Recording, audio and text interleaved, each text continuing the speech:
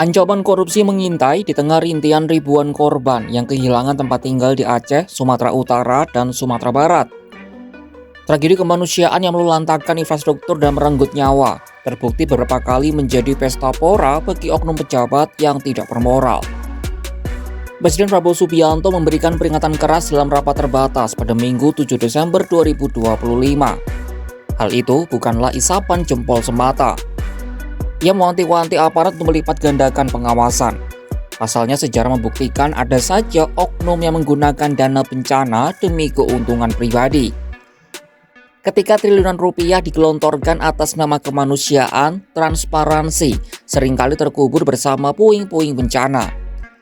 Pertanyaannya, di manakah titik rawan korupsi yang selalu menganga setiap kali bencana melanda? Mampukah negara menutup rapat celah tersebut sebelum dana korban kembali dicuri? Simak jawabannya dalam video berikut.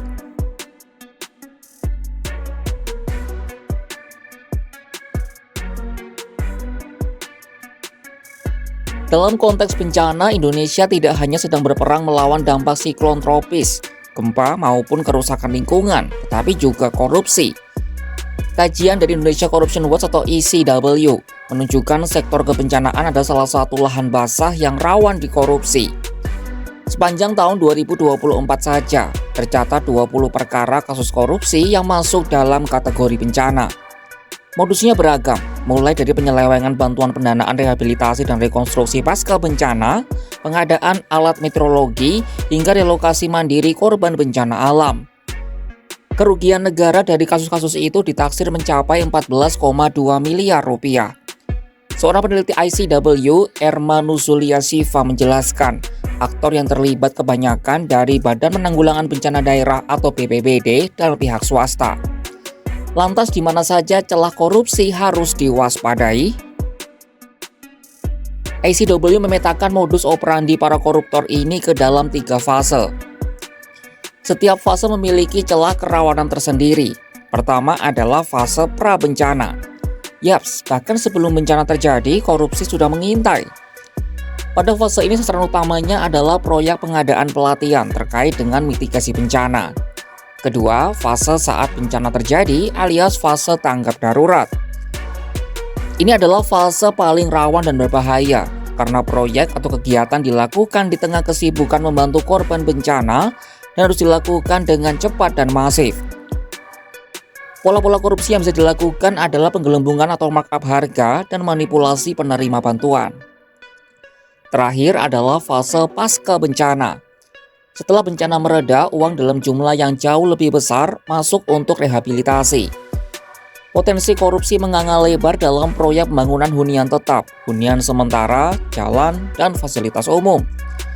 Tata kelola yang buruk dalam fase ini membuat masyarakat menjadi korban 2 kali. Pertama oleh alam, kedua oleh korupsi yang merampas hak mereka untuk bangkit.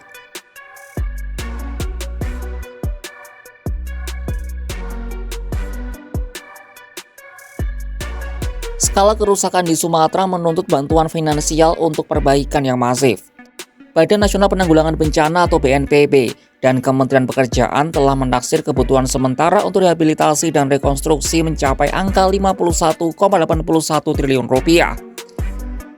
Besarnya angka ini berbanding terbalik dengan tipisnya kas daerah. Menteri Dalam Negeri atau Mendagri Tito Karnavian mengungkapkan, anggaran belanja tidak terduga atau BTT di 52 kabupaten atau kota dan 3 provinsi terdampak sudah sangat menipis menjelang akhir tahun. Ada yang masih memiliki 1-2 miliar rupiah, tapi ada juga yang tinggal 750 juta rupiah. Ini kalau mungkin Bapak Berdan 52 kabupaten kota ini karena mereka kondisi tipis betul, kalau mungkin bisa dibantu mungkin 2 miliar itu untuk pegangan mereka Pak, untuk membantu masyarakat yang hal kecil ini Pak. Menanggapi usulan itu, Presiden Prabowo Subianto memutuskan untuk melipat gandakan dukungan anggaran menjadi 4 miliar rupiah per kabupaten atau kota. Prabowo juga memutuskan untuk menambah 20 miliar rupiah untuk 3 pemerintah provinsi yang terdampak. Baik, Mendagri, Anda minta 2M per kabupaten ya? Saya kasih 4M. Ya. Ya. Kemudian untuk provinsi Nanti provinsi dihitung, ya. Hah? Provinsi yang paling besar mana? Yang paling berat ya. Kirim 20 M. Dengan bakal melimpahnya kucuran anggaran, Presiden Prabowo Subianto meminta aparat penegak hukum dan berbagai pihak lain untuk mengawasi.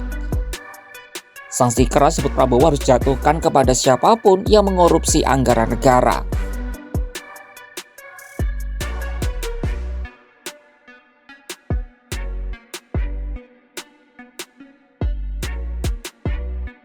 Potensi kebocoran anggaran yang begitu besar membuat strategi pengawasan menjadi benteng terakhir.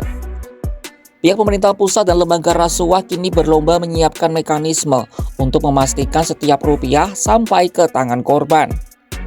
Mendagri Tito Karnavian juga sudah mengeluarkan surat edaran kepada seluruh daerah agar dana-dana untuk kepentingan penanganan bencana tidak dikorupsi. Masalah pemenuhan kebutuhan pengungsi disebutnya bisa diambil dari dana bantuan pusat atau belanja tidak terduga atau BTT milik Pemda. Sementara Ketua KPK Setio Budianto akan menugaskan deputi yang berwenang mengawasi anggaran bantuan sosial kebencanaan. Hal itu bisa masuk di Deputi Bidang Koordinasi dan Supervisi atau Deputi Bidang Pencegahan dan Monitoring KPK. Bencana di Sumatera bukan hanya ujian bagi ketangguhan infrastruktur dan kesiapsiagaan mitigasi, tetapi juga ujian integritas bagi birokrasi Indonesia. Kucuran dana puluhan triliun rupiah adalah pedang bermata dua. Ia adalah harapan bagi pemulihan Aceh, Sumatera Utara, dan Sumatera Barat, tapi sekaligus godaan besar bagi predator anggaran yang bersembunyi di balik status tanggap darurat. Pemerintah telah memetakan celah-celah rawan, mulai dari penggelembungan harga logistik hingga proyek fiktif rehabilitasi. Perintah Presiden sudah jelas dan ancaman sanksi telah dilontarkan. Tetapi efektivitas pengawasan ini akan ditentukan di lapangan. Tanpa transparansi total dan penegakan hukum yang tanpa kompromi, dana yang seharusnya menghapus air mata korban justru akan berakhir di kantong para koruptor. Saksikan kabar lainnya hanya di kanal YouTube Kompas.com.